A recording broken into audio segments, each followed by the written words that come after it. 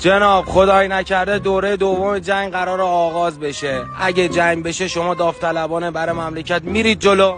آره میرید. پس شماره تماس و اسم و فامیلشون آقا عرفان بنویسید. اسم و فامیل.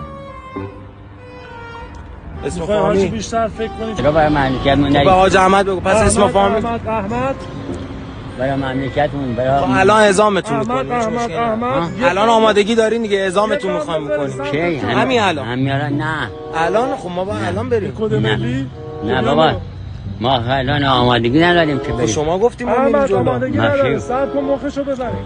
نه من مشکل قلبی دارم نمیتونم برم اونجا بیفتم در سر بیفته برای اونا. خب آقا زمان جنگ شما کجا بودین؟ با کیا هم خدمت بودین؟ با آقای چمران خدا یعنی با بیامرد. جنگ کامل آشنایی. آقای چمران خدا بیامرد. بنویسید برای خدا بیامرد بنویسید. بفرمایید آدرس دقیق بگو که ما ساعت 5 بیام. 5 صبح بیاید بخیر من نمیام.